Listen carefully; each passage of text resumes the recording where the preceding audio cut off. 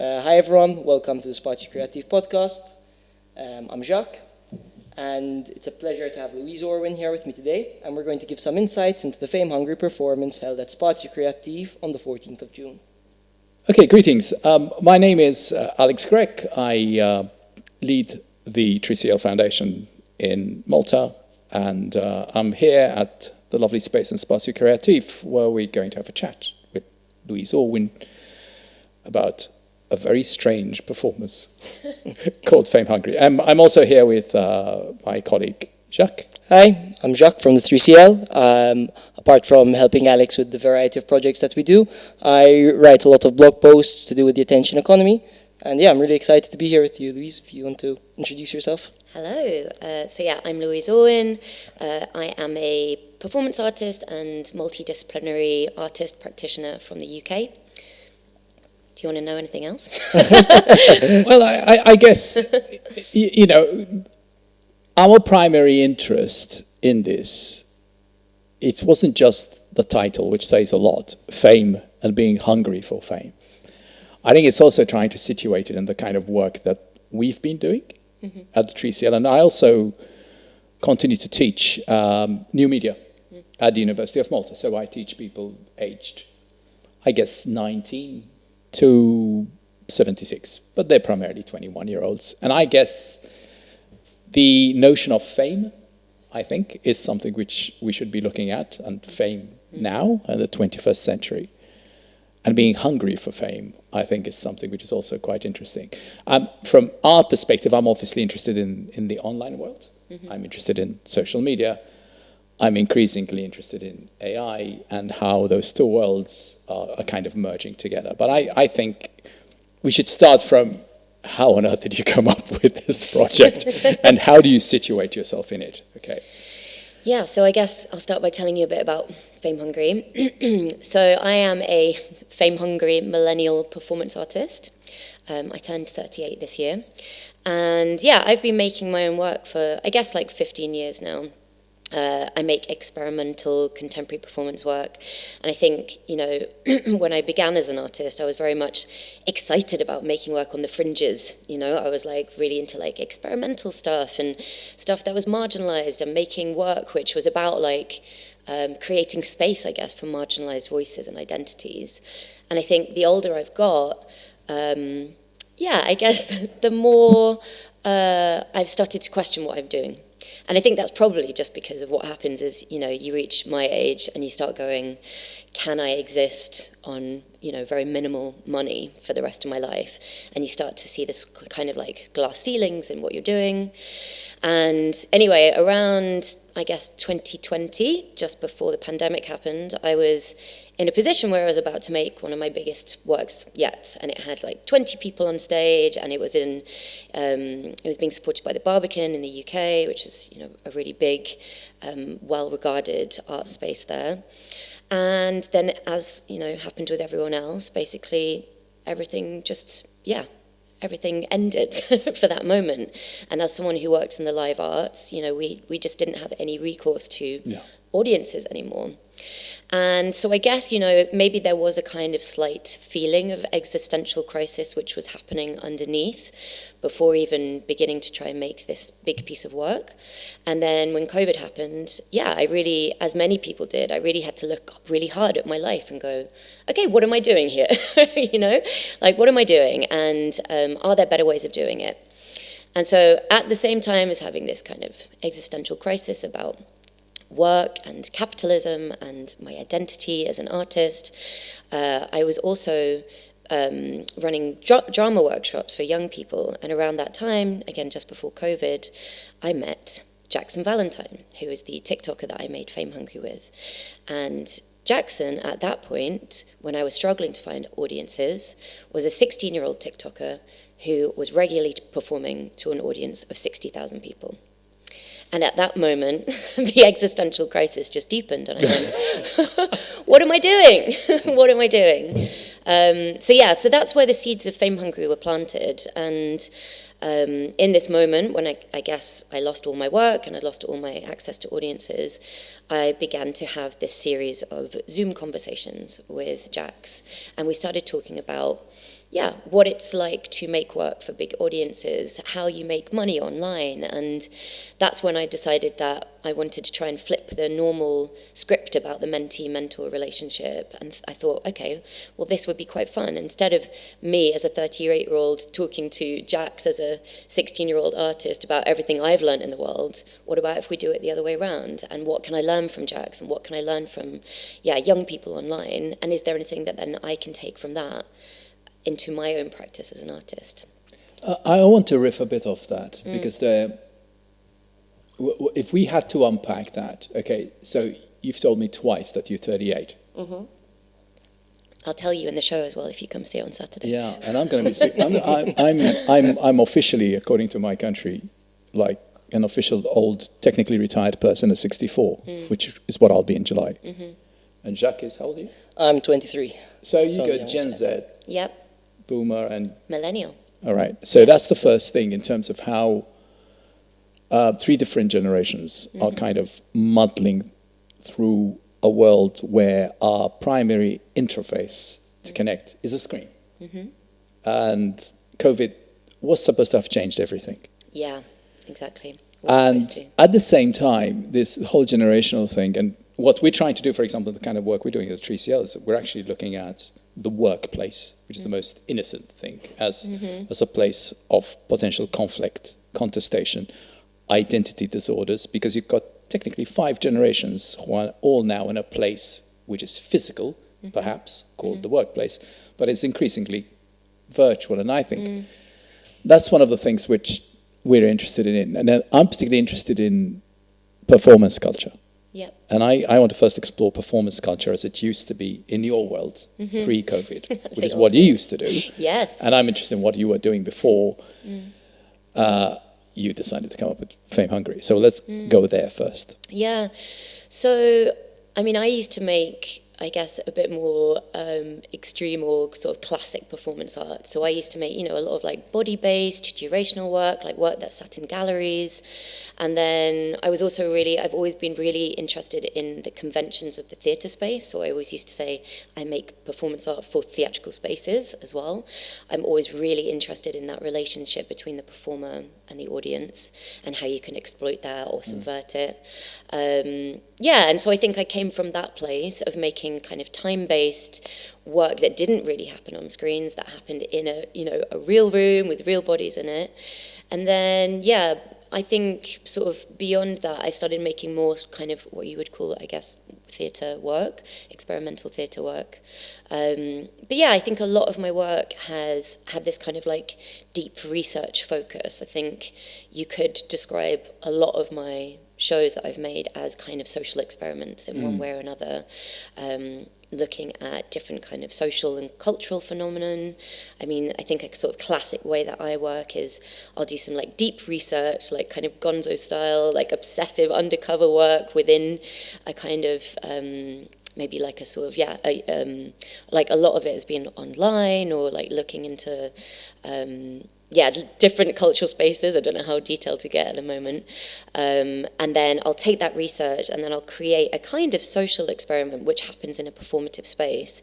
And the idea always for me is not to, I guess, a bit to feed back on my research, the findings of my research, but the thing that's most interesting to me, I think, is to find ways to make the question that I'm exploring as live as possible and to find really nuanced ways of looking at that question and pulling it apart rather than saying, here's this big knotty question and this is the answer. Because I don't think we live in a world of questions and answers. I think it's much more of a grey area than that. And that's often why I find really like knotty, problematic kind of questions to look at, I think. My gut feeling is that it's not just performance, it's also a bit of an education or learning aspect to what you're doing. You keep on mentioning research. And again, and this is something you probably don't know, okay? I used to be in theatre when I was young. I mean, I've actually performed at the Manual Theatre, okay? You'll see both before I left Malta in my younger days, and I came back and I did some stuff. No chance of a cameo this time around, eh? No, it's not a cameo. But I remember how I quit theatre. I was doing a play called Life Times 3 by Yasmina Reza, and I blanked on stage. It was one of those things where you have 3 scenes, same scene, but you come in, and I came in second act and went into the third act. And I got this feeling of, I was petrified, and then also a feeling of anger in my case. I felt that if I wanted to perform, and it was about performance for me, I'd rather perform to my own script. So my first thing was I'll go and write my own scripts. Yes. And then by accident I just said, you know what, I'll do a PhD instead eventually, which was something totally different. So I'm really interested in this research aspect of, I mean, do you see the work that you're doing as something that people can learn from? I think that's the question. Absolutely, yeah. And I think, you know, it's like a wonderful thing and a slight frustration of mine that I think because of the nature of my work, it ends up being read by a lot of students and taught in universities. And that is, yeah, that's like really amazing for me. But also, I guess I think that also says something about my work, which says that maybe it's like, it's not super commercial mainstream work, you know, it's work which, explores, I guess, things from a kind of educational research perspective. But it's serious work. It's serious work, Even if it seems frivolous. Exactly, yeah. And I think, you know, I mentioned a moment ago that, or I alluded to the fact that I'm like in love with nuance, right? So like that for me is the most interesting thing where you can like look at something and go, it's really like complex and dynamic in terms of like the kind of things that you can take from it or question about it or the ways that you can talk about it. And I think that is, something that I'm, as an artist, like kind of obsessed with. Like I love like creating really like multi-layered ways of looking at things. But often I think that's not what the mainstream likes. You know, like they like quite, they like things that they can come away from and go. Who's the mainstream? Well, great question. I mean, who is the mainstream that I'm referring to right now? Probably like West End theatre culture in London, pop music. Taylor Swifties. Yeah, exactly. Charlie XCX.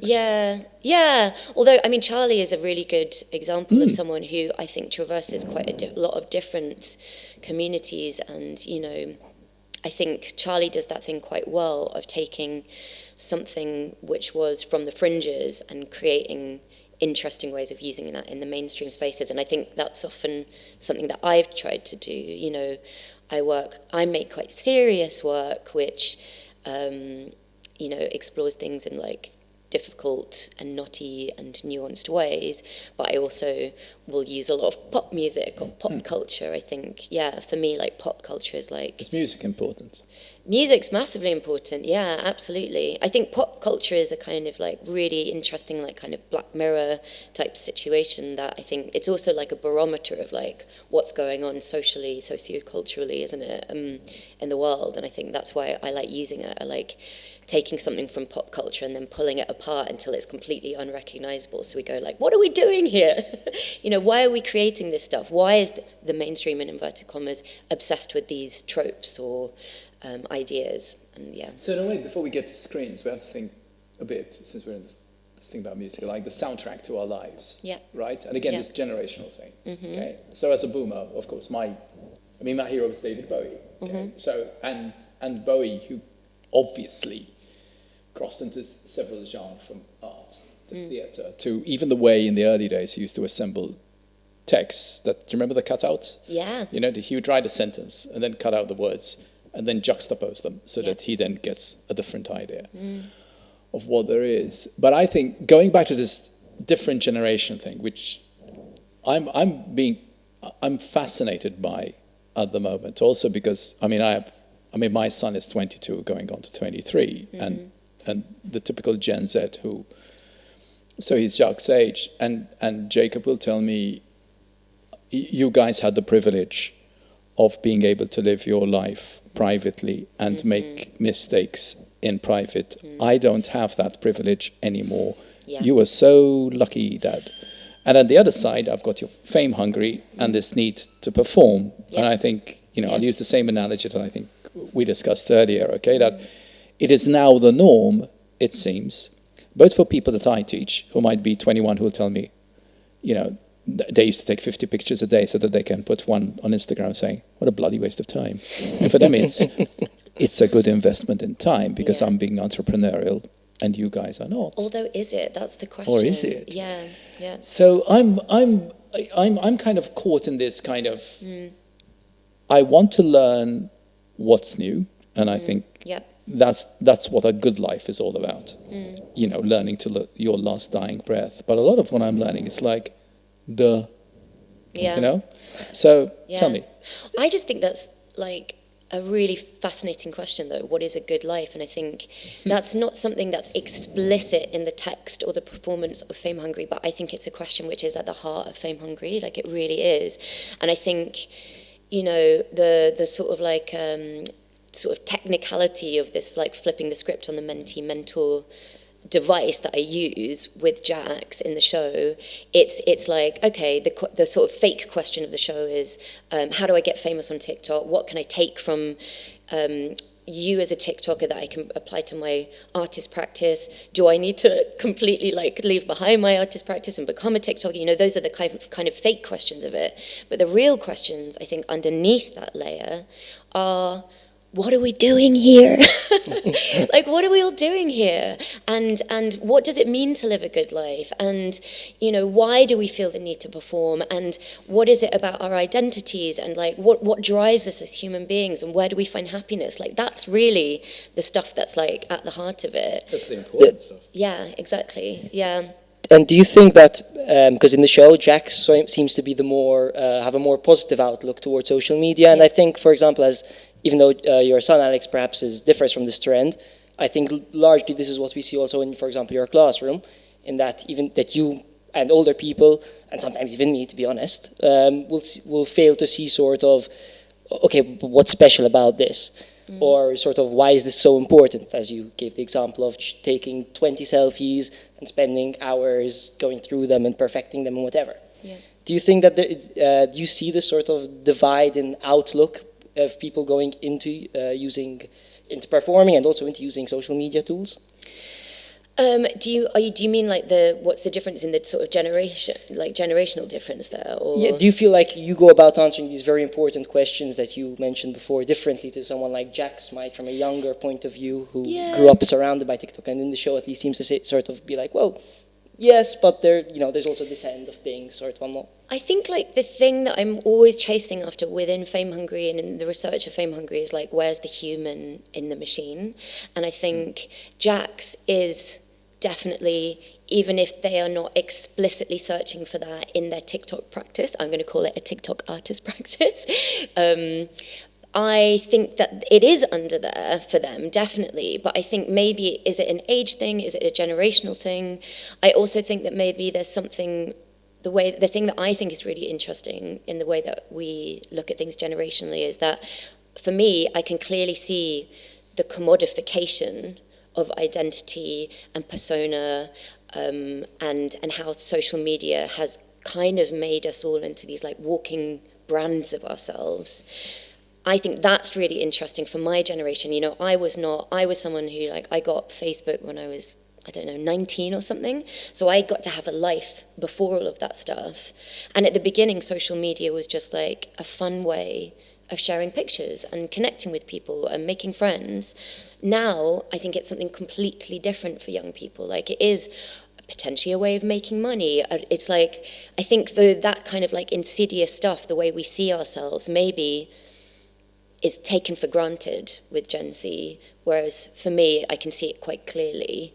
And there is a desire to have two different identities, an online identity and an offline identity. And I'm not sure if that's the same for Gen Z or, God forbid, Gen A as well. Are you trying to get these guys to wisen up or not? Yeah, I think it's something that I kind of hate, like, presenting myself as an expert or being like too sort of dictatorial about anything. I think if I can provoke some difficult questions in young people and people my age and older, then I think that's good. But I think, you know, the thing that maybe we haven't touched on so far, because we've been talking a lot about like the dystopian and the generational differences, I think the other thing that I'm trying to do in Fame Hungry is also like really present the nuttiness and the dystopian stuff and, you know, the negatives of TikTok and, you know, how things have changed so quickly. But also there is a real search for, is there something really that I can learn from Gen Z that might be positive, and actually trying to find hope within all of it as well. I think it's a really important point.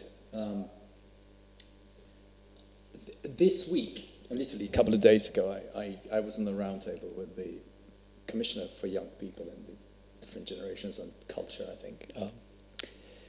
And I think two things happened in a way. I mean, and one was like, my, head hit wall moment, where somebody introduces herself as just like saying, I'm working for this X portal and I'm an influencer. Mm.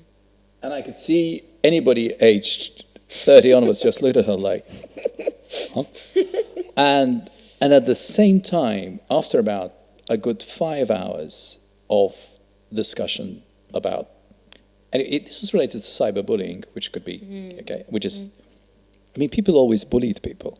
Yes. It's just that now it's easier or more nuanced in terms of what you can do. Yeah. But on the other side, everybody seemed to come to the conclusion, and this is when I said, look, we're working on these intergenerational divides, and I have this idea of creating a young people's summit towards the end of the year, and I want to look at case studies. But I think we've learned enough in terms of the work we've been doing that older people need to shut up sometimes, yes. and they need to listen. Now, for academics or big mouths or people in my generation, it's like very difficult, because especially with people who are in the teaching performance culture or stand-up comedy of education. And I think I pick up on what you're saying. What I have found, and also with some of the experiments I've done with my students recently, when we got them to look at, can you use a manifesto to talk about information, where would you get it? And I was really very pleasantly surprised. And what I got back was a feeling of helplessness and loneliness, uncertainty of what's going to happen with the immediate future. And the immediate future was, we go back to identity. Yeah. Who am I? Am I who I am? I am whom you think I am, but who are you? I don't even know who you are. This kind of strange world we're wading in now, the Mark Zuckerberg pronouncement that most people only have 3 friends, really. But it doesn't matter. AI is going to come and help you, and you'll soon have somebody who will give you all the right answers and make you feel less lonely, I guess. It's very difficult to move away from this whole dystopian idea of what's going to happen. And yet at the same time, none of us, I think, can now operate without a screen in front of us. What we're losing is the ability to look at each other in the face like you and I are. And potentially, the risk is that while, again, it is the norm, whichever city you were in. I was in Split literally a couple of days ago, and in one moment, I just saw this girl come up with a tripod, literally again, just put up the screen, and she said, hello, my name is Bonnie, I'm from Santa Clara, and here I am in the wonderful city of Split. and it's just people, and that's the norm. Yeah. But maybe she's got it. Maybe that's the way you should interface now. Maybe that's the way, if there's going to be no jobs for you, or if that's the way that as a performer, you're going to need to get out there and make a living again, and you obviously have something to say. Yeah. So I think we're kind of stuck in this kind of place where young people are saying, I don't like what my life is about. I'm very lonely. And there's all the mental health issue. And at the same time, there's this fame-hungry approach to, okay, here I am. Yeah. So I don't know how we're going to navigate these strange times, and whether fame-hungry for you is a stepping stone to whatever's next. And we haven't spoken enough about, because I really don't want to talk a lot about the actual performance, because I know it's about to happen, and I know there's a YouTube clip somewhere, and we'll write about it. Yeah. So tell me, how do you see identity, generation divides, performers, and fame at this time? Yeah, well, I think one of the things that I think about, which we kind of touched on earlier, is like, I feel like for this generation who are spending all their time on screens and looking at themselves on screens, I think what it minimizes is the sort of unperformed self. Like, it means that they are constantly performing themselves and being, the performer, and not having enough of that kind of behind the scenes or backstage version of themselves, which is allowed to be off. So I wonder how that's changing us. I wonder how that's changing our brains, the way we see ourselves. I mean, something that I talk about a lot and show a lot in Fame Hungry, the show, is, I basically, even though I'm performing for a live, in-person theatre audience, I spend most of the show looking at my own face on a screen because I'm streaming live on TikTok. And it's a really interesting thing. And I do wonder, like, you know, how will that experience change my brain after performing this show now for 2 years? What has that changed like? Sure. And I think it has. I think it has changed the way that I see myself. I think it's changed the way that I see my face or the things that I want to do to my face. Or and getting older.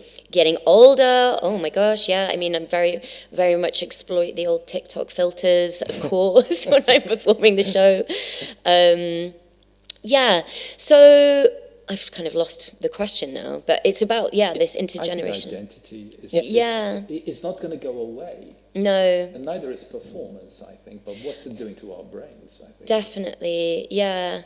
And I think, I don't know, I think, you know, Jax is someone who is chronically online, as the kids say, but I think that they also have a really smart head on their shoulders about what they're doing and what they're trying to do. And like Jax is, you know, at heart is a performer and is actually like currently like recording an album and hoping to release it and is, you know, releasing songs through Spotify. So I think they are using it as a means to an end rather than not thinking about it, I guess. So some are strategic, in other words. But I think the thing that I've always, so like Fame Hungry is not the first show that I've made around internet culture and young people online. In 2012, 2013, I made a show called Pretty Ugly, which was then really about the YouTube phenomenon. You know, this is pre-TikTok days, and it was about, basically, I came across this YouTube phenomenon of young girls posting videos of themselves online and asking people whether they were pretty or ugly. And I was like horrified and curious and, you know, it had all these questions about like the performed self and, you know, what happens when you throw yourself to the lions. And obviously what happens when you throw yourself to the lions on YouTube is you get horribly trolled. Or in the worst case scenario, you open yourself out to pedophiles and, you know, predators. And so, yeah, that show was basically, I created 3 teenage alter egos and I posted my own Am I Pretty or Ugly videos and I left them up for a year. And that show told the story of what happened over that year of me being undercover. And again, like Fame Hungry, I didn't so much show answers as kind of like teased out lots of questions about young people online. But I think... And I spoke to loads of teenage girls as part of the research for it. But I think one of the things that I thought about a lot during the making and presenting of that show, which is exactly the same with Fame Hungry, is that young people online are really at the forefront of this like exponential curve of like progression and technological advancement. And I think this really knotty thing is you have a load of boomers or millennials who are there trying to, you know, put up the safeguarding rails and, you know, exactly, and trying to like lead the young people and trying to advise them. But actually, I don't know if they are the right people to be doing that. And so to go back to what you said, we need to be speaking to young people. We need to be asking them, what is your experience? And I think, again, so important, not condemning them, because I think there's a lot of, I find it, and it really annoys me, in, you know, boomers and people my age who go like, oh, you know, kids these days, oh, they just spend all their time online looking at their faces. And I'm like, yeah, because that's the world that we built for them. So what do we do about that? And then I think this is why I've made so much work with young people where, you know, I speak to young people and I give them a platform to speak about their experience, because I think if we are going to talk about how to make this sticky situation that we're in better, we've got to talk to young people about their experience. I can't even tell you like what a hornet's nest there is, and it's like, I mean, just listening to you, it's just, this is really important stuff. I am both worried and excited, and it's really strange. Yeah. We're all living longer, so let's start from where I am, right? So we're all living longer, and I hope. And I think there's need to learn as to what is really happening. And I think, what can we trust, what can't we trust, what's truthful, what isn't truthful in the age of the screen. And soon it might not even be the screen. I mean, I guess you know that what's his name? Johnny Ive is moving now, going with OpenAI. We don't even know if the phone will be the interface very soon. There's going to be something else. Okay, you guys will live to the 100 and whatever it is, and you'll have implants all over. Yeah. Okay. So I think I go back to who has the knowledge. What knowledge is useful? Yeah. Should we just blow up the whole, place of education, which for me is a source of great interest at the moment, because so much of education has just failed. You remember we've been talking about the need for creativity in education. It's Ken Robinson, who's been dead now for about 7 years. He's been talking, and if you look at his, TED talk on YouTube, it has millions, 100 million people, and yet nothing changes. Okay, so we all know that we all have systems which have kept us in place in terms of being learners or curious in life, or acquiring this knowledge, which then, of course, impacts our identity for a number of years. And it hasn't really changed despite the internet. Yeah. The second thing is the internet. Those of us who are hopeful, and I'm much older than you, but I mean, you didn't have to be a brain surgeon to realize because the internet arrived in the 1990s, which is when I was first using it, early 90s, before I came back to Malta. Yeah. And I thought, this is going to be interesting. And then social media happened. I said, this is seriously going to blow everything up. And I think I also sensed at the beginning, us the disappointed, right? That we all thought it was going to take us to some sort of salvation or free speech or end of gatekeepers. And we can say what the hell we want, and forgetting that it was like a democratizing force. Yeah. And that the business models, that the people with money then came in. And that, as I told the commissioner 2 days ago, there's no free lunch.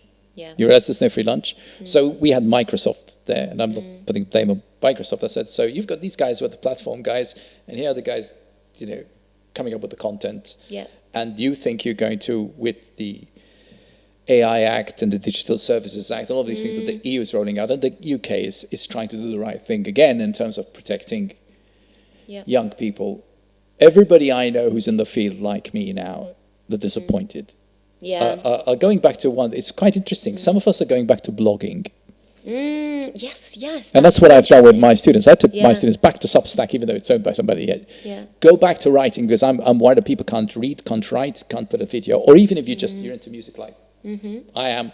Sometimes, Brian Wilson died, so I just put in here's Brian Wilson. Do you know who he is? Here's and you guys might not know this is what this guy meant, or else I'm talking about what's the use of all of us in this teaching log.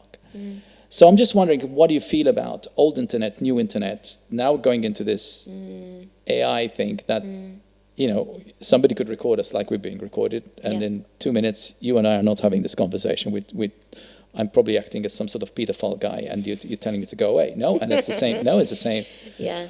Okay, so this strangeness, I think, requires some action from someone. Now, is it going to be the artists like you to take us, to show us the way? Yeah. Because I still think what you're doing is an education project. Yeah. And I think it's probably more effective than what I've been doing for the last 15 years.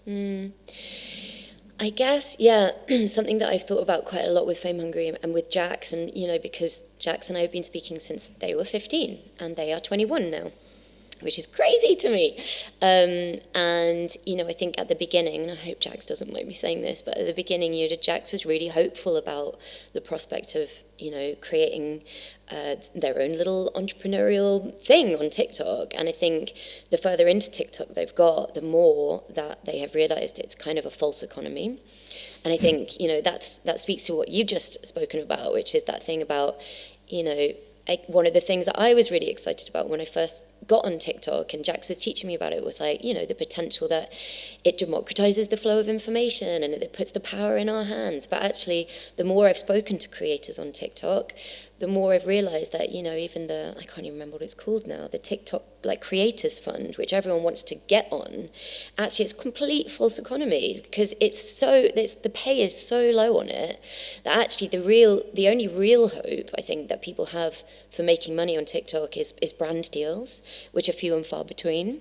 So I guess it is that thing that you've said, that, maybe there was that hope in the beginning of this could put the power in the people's hands, but actually all it's done is it's recreated the worst of what it means to live in a hypersensorious capitalist society that we all live in the outside world. So yeah, I don't know if that quite answers the question, but I think it is like quite a deep exploration, and that, you know, there is like a tension there in terms of, yeah, well, I think the thing is like, it's impossible to have this like super zoomed out view of where we're at, because I feel like in terms of like the way that technology has progressed so quickly, it means that we're always constantly in the weeds, and we're constantly having to play catch up. And so we're constantly going like, where are we right now? Like, what is the next thing going to be? I don't know. You know, the AI tech overlords, maybe they're still pulling the strings behind the scenes and we're just being puppeteered. I'm not sure. I think the thing that I do think about quite a lot, though, is the potential that that we might step away from our screens in the next few years. And I mean, I read this thing recently saying that even in the next couple of years, they think that AI, we're all going to have our own AI agent that's going to be working for us. So we're not going to be having to, you know, Google things, and we're not going to have to do our online shopping, you know. So actually we may be stepping away from looking at screens the whole time. So that's an interesting thought as well. And I think, you know... How will we communicate? How will we communicate, yeah. Who do we communicate with? Yeah, do we touch grass more, as the kids say, right? I was speaking to this colleague of mine at the European University Institute, and he's gone back to worrying about community.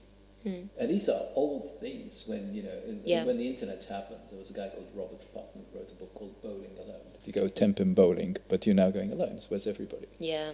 And now where's everybody is the reality, in the same way that my mate Luis in Spain told me that his 14-year-old daughter had a party at home. He said, so we just gave them some drinks and just put them in there. And he said, and at one stage I thought, this is really quiet. And he goes in and finds like 10 girls all looking at the screen and giggling alone together at the screens. Wow. But didn't you get around and look at football magazines with your pals and go, I'm absolutely like that. I can't watch a football game now without fiddling and doing something else. I think, I'm sure, my niece tells me, who's also an influencer, basically told us collectively that I think all of you guys have ADHD anyway, you're too distracted anyway. and then the other side is that she thinks she's entrepreneurial. Because she's making something out of the media that we are suspicious of. And, you know, I'm not going to go down the OnlyFans route, because I've also had these discussions with my students. I want to clarify that she's not on OnlyFans. She's definitely not on OnlyFans. She might get in trouble there. No, please. Yeah, so she's definitely not on OnlyFans. But I have had students of mine when I said, is anybody on OnlyFans? Of course, nobody puts up the names. And I said, I know you're lying, somebody is. And then I have had people saying, I think you completely got the wrong end of the stick. There are women who are on OnlyFans who need to be there because they need to make money. It's the male gaze, which is paying for them to be there. You're the guys in the wrong. At least she's making some money out of. And so you go into this whole moral dilemma kind of thing of saying, well, maybe they're right. Maybe she's right. Maybe they're right. And maybe we've got it all wrong. And at the end of the day, these devices, these tools we use, you know, social media platforms, and again, the AI tools and the Series and whatever it is, and the TikToks, can be deemed to be agnostic at the end of the day. But I don't believe they are, because somebody has to make a buck. In the same way, the music industry, as I used to know it, when I used to save for my, you know, go and buy my LP, and then when CDs happen, and then suddenly we're all on Spotify, and then nobody's making any money. And then people maybe are going back to the artifact, wanting to hold something in their hands. So I don't know if the pendulum swung this far, and that's what we need to ask young people now, including the Jacques of this world, whom we are not listening to. Okay, that maybe the pendulum will go back. At some stage. I repeat, I was really very pleasantly surprised with 67 people I didn't realize were listening to me on a Tuesday morning as I went on my massive, what are we doing with this reflexive relationship between our society and new media?